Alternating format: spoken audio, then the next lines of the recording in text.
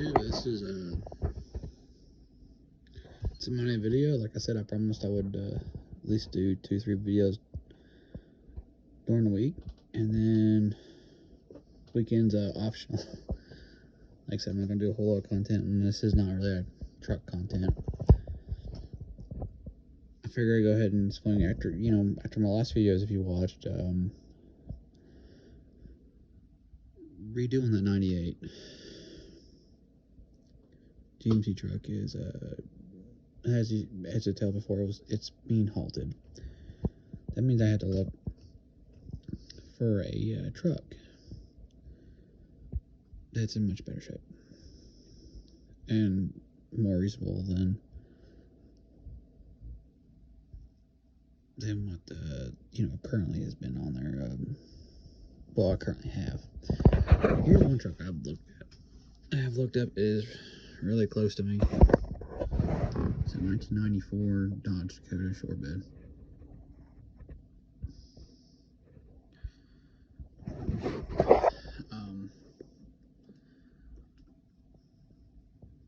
By the way, 20 miles a gallon on a 318. Yeah, it's wishful thinking. Anyway,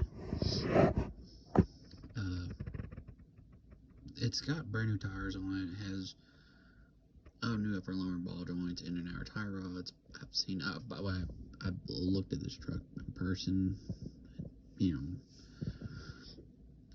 2-inch level kit, swing arm bushings, new O2 sensors. It's got a new exhaust on it. From the pictures, I mean, it's kind of obvious. What it is it's a single pipe that goes out. Well, it's basically a in one muffler and out two kind of scenario, like your normal your Flowmasters on it. Doesn't sound bad, honestly. It sounds pretty good for what it is. It doesn't sound too bad. And new exhaust work, spark plugs, frames, and I actually got admit, the frame is pretty dang on mint. Like the truck, it looks like it came from Norfolk, Carolina. There's zero rust on the body, on the cab and front fenders, I should say. There's a little bit of rust on the fender over the fender wheels on the bed. Very small amount and very easy to patch. And that's what I'm planning on doing, if I'm buying this truck, which is what I'm hoping is going to happen. The only thing wrong with it is that this guy thinks it's a burnt valve on this truck. The problem is that it could be a fuel filter problem, because it sounds normal to me. I'll go ahead and play it.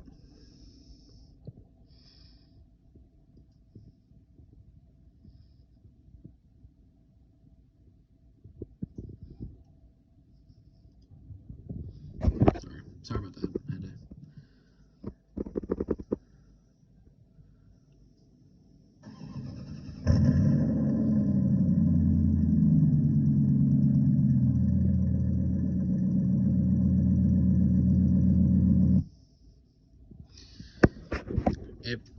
It does honestly need. It does sound normal, like every Dodge I've seen around here. It does have a valve in there. It might. It's a 318. It's a Magnum 318. Like I said, I can get new heads put on it and take care of. Well, I can basically get everything pretty much. I can get brand new heads from Jags for or Summit for about $500 fully assembled. That's with with brand new heads on it. Valves, 8 valves, in exhaust valves and intake valves and springs and whatnot. All I gotta do is reuse the rockers. It's on it right now, and push rod's the same length, literally. And I would actually also clear up the problem and put a brand new filter on there, because of the fact that think about it. It's 94. It needs a new fuel filter. But anyway, we'll start going through the truck a little bit, see if I can show you a little bit on there. Like I said, it's not perfect. It's not going to be perfect. Like I said, I'm going to make it nice, but right now it'd be more than I need. In case you guys are wondering, this is a extended cab truck, and it is two-wheel drive, definitely. And like I said, the rust is, like I said, very faint. I see this in person. Like I said, the rest of the cab is beautiful. And I really like this truck. It's really clean. I mean, you just don't find these trucks hardly like the shape at all.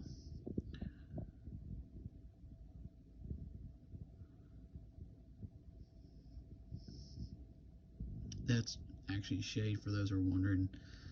I've already looked into that. It actually is not bad. It's actually in good shape. But yeah, look how clean that is. I mean, and this is where there's like a little bit of rust right here, which is normal, but other than that, it's freaking clean. The hood is definitely Fubarb, in my opinion. I mean, I can get another hood for it. They make aftermarket hoods for it, but it'll work for right now. I mean, V8, 318, like I said, pretty sweet. In my opinion, it's actually even got the battery hold down trays. Hard take on a stick. The linkage is actually good. The motors work fine. Power mirrors, believe it or not, the guy didn't even mention it, but it is actually the SLT package. It actually does have the power mirrors, power locks, and well, also the power go up and down. So it's actually not crank, which is really cool. I've never seen one in person other than that truck. Well, this truck. Now,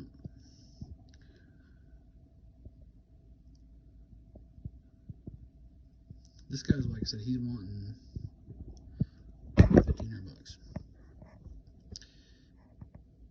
If I had to buy brand new push rods, ERP stud, head studs, gaskets, heads, use my regular rocker arms, it's going to cost me another $1,500 to fix this motor. I mean, fix the truck up.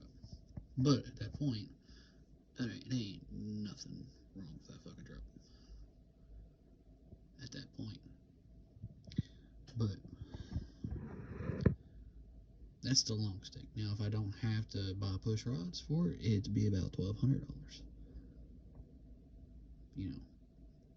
Because I'm still my ARP head studs, and I'm still gonna run like head gaskets and stuff like that. You have to. I mean, when you take the heads off, put new heads on there.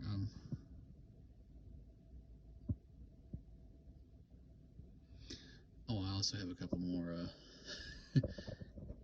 fillers out, just in case you guys are wondering. Because right now I have to get another vehicle pretty much.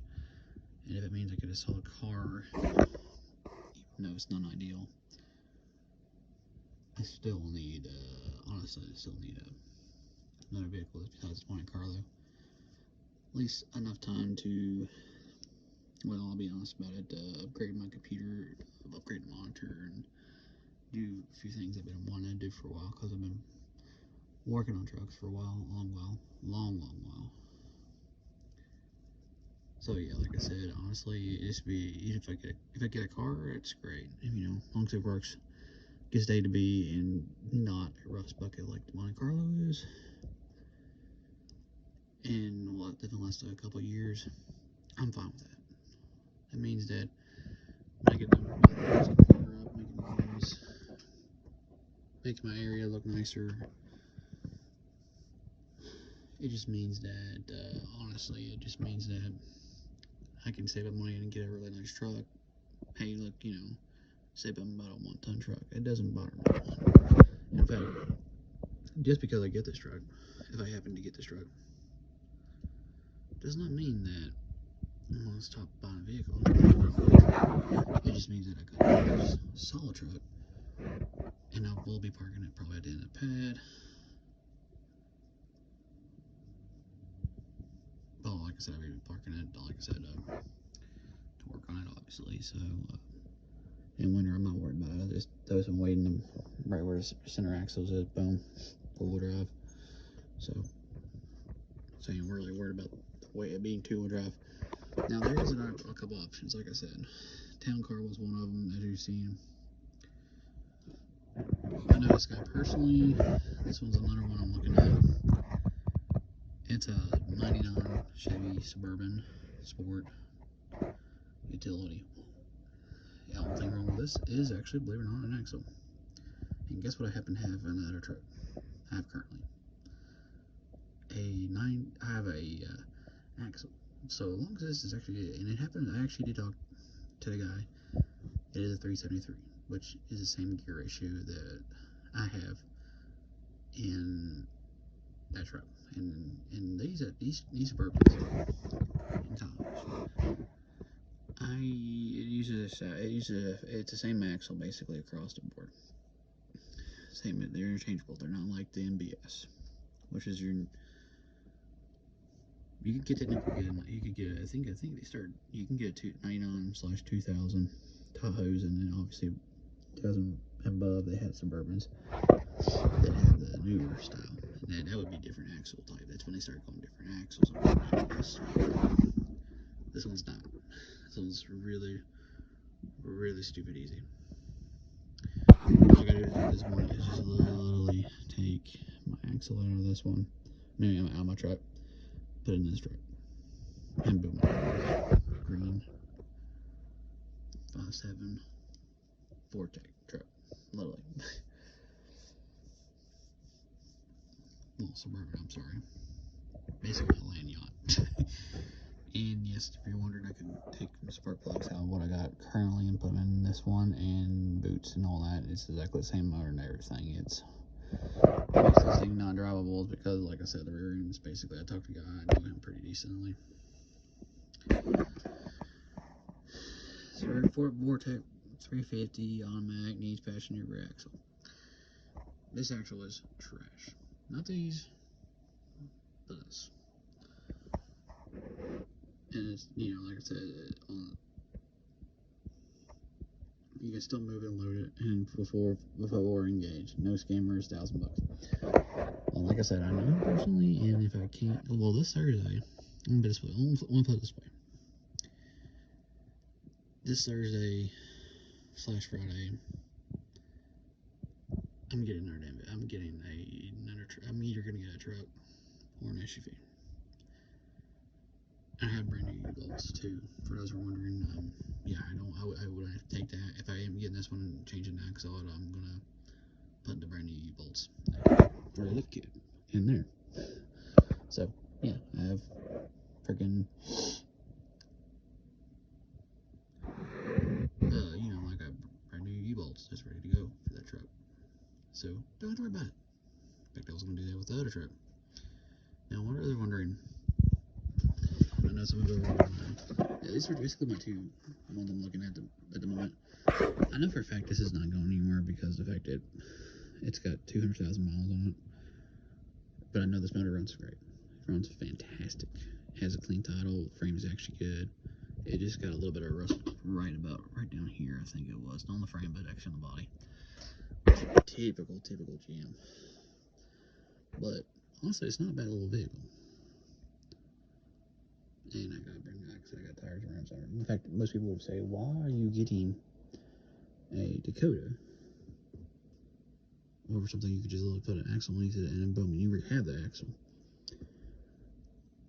I'd rather have a truck. But, like I said, you know, it's one of those deals that I'd rather have a truck, but honestly, if it came down to it, if the guy doesn't want to play ball with me on the truck, which I'm hoping he does, then hey, I'll grab me a full-size Suburban. I don't care. It's 4x4. Changing an axle, that's gonna be fun. Said no one ever. I ain't gonna lie, but I ain't super excited about that. But at least I got the part and I can do it with some, and I can get my buddy to help me do it too. That's another big bonus about it. And for those wondering, yes, I plan on getting it and getting it where I can use it and it'd be easy enough to, like I said, it's gonna be all kinds of fun. I'm gonna tell you, pulling another axle, use that. But that's one reason why they're kind of avoiding that one. But if it shoe fits and that's what's available and that's what's going to happen, hey, I'm down for it. I mean, like I said, I need a vehicle bad. And this one wouldn't be that bad to put on the road. I think it has a good sticker too. I think his axle just literally broke on the rear end recently, so that's why it's like that. For those who are wondering, on the Chevy truck.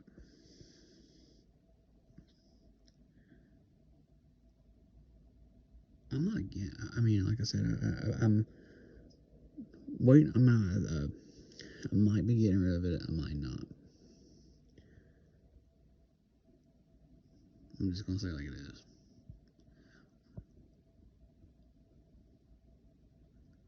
I'm trying to see what my buddy does. My buddy does like the truck. Where I'm kind of trying to see if we can. And he's okay with. He's seen the frame repairs that needs to be done on it. It's not a big deal. It normally isn't. I mean, unless you're like I said, it's not really a big deal. I mean, like I said, that's why I kind of said earlier that I don't care if I sell a truck or not, because I mean I can box it up, and boom, I can just throw another motor into it, or I'll swap it and make it better, or all kinds of ways I can do this. So that being said, guys, this is the Monday video. And that's basically the 2 vehicles up. That's an update. And like I said, it's not going to go into my GMC one because it's not really part of GMC. This is have to get a vehicle. And between the 2 vehicle options, let me know what y'all think. And I'll catch y'all in the next video. Bye.